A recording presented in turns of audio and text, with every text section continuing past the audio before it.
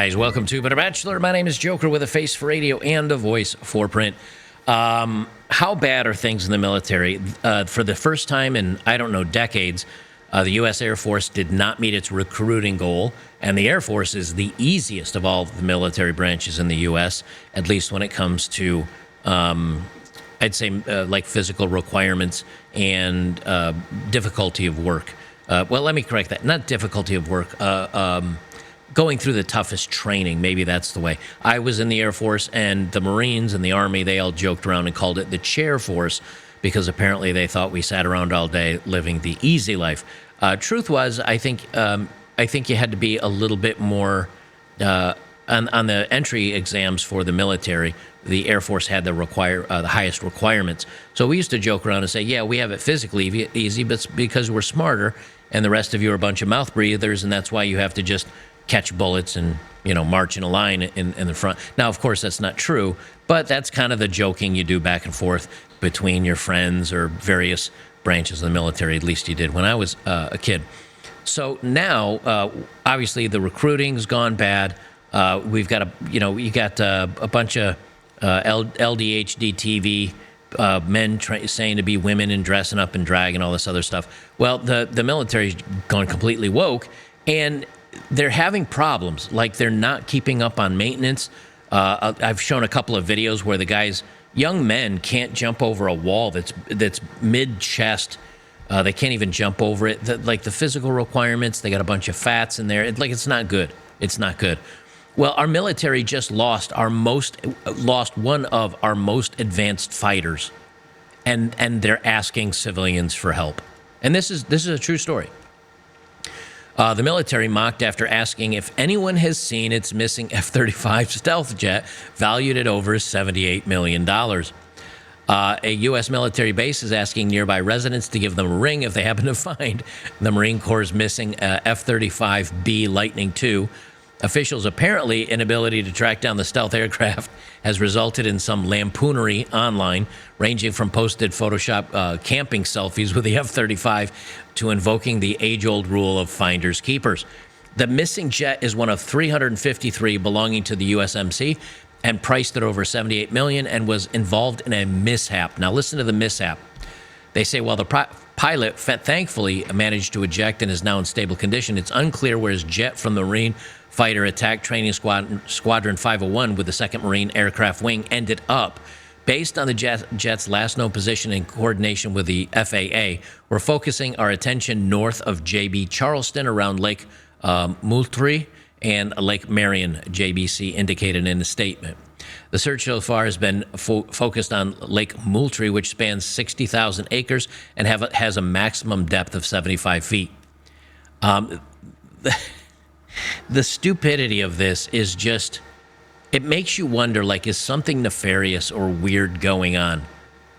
Because one of the first stories that came out about it was the transponder was having issues, or the stealth something, like the stealth defensive array was having issues, and the pilot thought it was going down, so he ejected, but I guess it was fine, and it was on autopilot, and it just flew off into the sunset after well, why would you... There's just so many questions. So then it was on autopilot and just kept flying until it's out of fuel, I guess. None of this makes any sense. Jeremy Huggins, a spokesman at JBC, told the Washington Post the jet's transponder was not working for some reason that we haven't yet determined. So the transponder wasn't working? But that's not a reason to eject out of an airplane just because the transponder doesn't work. They say the aircraft is stealth, so it has different coatings and different designs that make it more difficult than a normal aircraft to detect. Newsweek reported that the jet could travel for hundreds of miles on autopilot, meaning Americans further afield might simply play a role in its location. The Air Force, which is helping Marine Corps find the runaway vessel, defines a mishap as an unplanned event or series of events. They say the particular mishap would likely fall under the category of a Class A mishap, and the aircraft is no doubt destroyed, costing well over the minimum $2.5 million. An F-35B Lightning II Joint Strike Fighter also crashed in Texas last December. The pilot safety bailed out. Yeah, that's fine, but here's the thing. The The transponder goes down, and then they're like, okay, eject. Okay, we can't find the plane. Why can't you find the plane? The transponder's down. Why did you eject? Transponder was down? That doesn't have anything to do with flying the plane. Obviously, if the plane could fly itself for several hundred more miles. In response to JBC's request for helping the missing aircraft, one user wrote, finders keepers. Another tweeted, gray with white spots, approximately 24,000 pounds, answers to the name of Stealthy. Representative Matt Gaetz of Florida said, what are the F-35 pronouns? Dude, where's my F-35? Read one meme. This is so embarrassing for the United States military. This is one of our most advanced fighters, jets that we have out there. And, when they say, hey, our government has said, you know what, we may need to actively recruit to get boots on the ground, not necessarily in Ukraine, but supporting all the areas around it. And that just makes the hair, if you have hair on the back of your neck, which I don't, obviously go up. Things are not good. And, I was thinking about this the other day, and I think maybe a couple of you mentioned it on some of my videos, and it makes sense. I do try to go through and read the comments and things like that. It does make sense when you say, hey, you know something? What if a lot of these failures are coming not because maybe not because like Russian hackers or Chinese hackers are hitting our systems? What if it's all the guys that know how this stuff works and have been doing it and helped design it and helped put it together? What if those guys are retiring and all the weirdo, let's hire for the diversity and the LGHDTV, values, and we don't know what we're doing? What if those people are the ones coming in and the guys that knew what's going on are on the way out, and maybe that's why things are starting to fall apart? And there is something to be said for that. There is something to be said for that, because when I think it was 2 or 3 years ago now, the southeast of the United States, we did get hacked by some Russian something or other, and they wanted a bunch of Bitcoin to pay them off, and they attacked our I don't know if it was our fuel lines but I think it was fuel refineries or something like that, and ultimately they ended up having to pay them. And because Biden was like, well, the U.S. government's not going to do anything about this. Good job. So the refinery was kind of like, well, we don't have any way to fix this.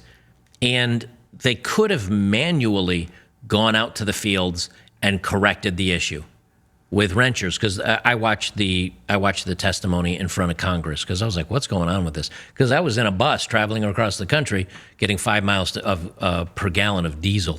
So I was kind of concerned with this if I was going to keep traveling. And I remember watching them speak in front of Congress, and they said all the men, the congressman asked, do you not have a manual way of fixing this problem that doesn't require all the computers? And I don't remember if it was like the CEO or whoever it was of the refinery said, well, actually we do, but the problem is most of those men have retired, and the next generation coming in hasn't learned how to fix this the manual way. They only know how to do it on computer, and then when your computers get hacked, you're done. If that's what it's like for supply chain stuff and for water purification things and our electrical power plants and all this other stuff, I'll tell you what, all it takes is a couple of weirdos over across the ocean, or a couple of governments across the ocean, to attack our infrastructure. And, when it comes to going to battle, a lot of times we think of, well, you grab Johnny, get your gun, and off we go. But the truth of it is, all really some of these countries would have to do is hack a couple of refineries, or a couple of ways that we get our fuel, and a couple of ways we get our water, and a couple of ways we get our electricity. And just like that, there's no transporting of food around the country. There's no electricity for air conditioning or heat. There's no fresh water. And cities would go down. Everything would collapse. I mean, in very quick time. I remember listening to an interview where a truck driver said, what was it? He was like a transportation specialist of the government or private industry or something. I don't remember exactly. But he said something like, if the trucks stop coming into major cities, they're out of food in 3 to 4 days, like 2 to 3 days. They're out of food. That's it. So all you have to do is shut down the fuel across the country. And just like that, you've got people starving. You got people ending each other, fighting over a can of beans. In the grocery store, you don't have any fresh water. It gets bad real quick. That's how another country is going to, wipe us out. They're not going to like sail boats over and breach onto the beaches and start storming California. Well, they might make a good indent in California just because of their laws. But you start getting into some Second Amendment loving states, they'd be in a lot of trouble when every American can basically defend themselves in a decent way, enough to make it like chewing nails trying to conquer the United States. But wouldn't it be a lot easier to just shut everything down? And then they say, okay, well, now all those people, those weapons, they can fight each other for the last of the resources, and we'll just sit back and watch. That's what's going to happen in the next gen of warfare, is that it'll be cyber attacks, and that's, to me, more frightening. Because if you think about it, if you have 300 million, 350 million Americans or whatever it is, and you just turn off fresh water, and you turn off electricity and the internet, and you turn off fresh food coming to the area, you're looking at mass collapse. 95% of everybody would be done. You wouldn't be able to get, Canada and food from Canada and Mexico. You wouldn't be able to get that in and drive it to people and deliver it and replace our entire infrastructure if they take out our fuel systems. And what are we doing about it? Nothing. Don't worry about it. That shows you the ego and the confidence of U.S. And our military, I just watching everything fall apart. It's concerning. It is honestly one of the reasons why I have a wood stove over there. So in the wintertime, I can heat my home. In the summer, I can sweat. This past summer, all I had was a couple of fans to circulate a little air through here. And I have my own solar panels, and I have my own batteries that you hear whining half the time when I'm doing my videos. I'm good for another probably 10 years on electricity. I'll run some fan. Now, if the fan breaks down, I'm going to be sweating a lot. It's pretty hard to break down a wood stove. Those things can last for 100 years if you take care of them. What do you do for food, though? I don't have a garden here. And if you decide to have a garden that's enough to feed a family, that's a full-time job. Like, people, and you have this normalcy bias where you just say, no, that's not going to happen. That's not going to happen. Well, a week before the Great Depression, the collapse and Black Friday, everybody was throwing they were borrowing money to get it into the stock market a week before. And if somebody said, this is going to collapse and kill our economy, they'd look at you like, you're an idiot. Everybody's borrowing money to put it in the market. What do you mean it's take out your money and it's going to collapse the United States? What happened just a couple days later, a week later? Boom, done. Game over. Bread lines. It's just, we've had it so good for so long, we forget how bad things can get. So this is why people don't want to get in the military, man. They're incompetent. We're going to lose a war, I swear to God. Guys, I'll leave it there. Join me over on betterbachelor.locals.com. We got a sale going on right now. Or I don't even know if you call it a sale. I got a discount, I guess, on supporting me. So I'm taking less support to become a supporter over there. It's like $3 a month if you sign up. The sign-up code is down pinned in the first comment. So check it out. Great community of guys. We do movie nights. We do football talk and sports talk and other stuff like that. So I hope you come over and join us today, and we'll see you in the next one.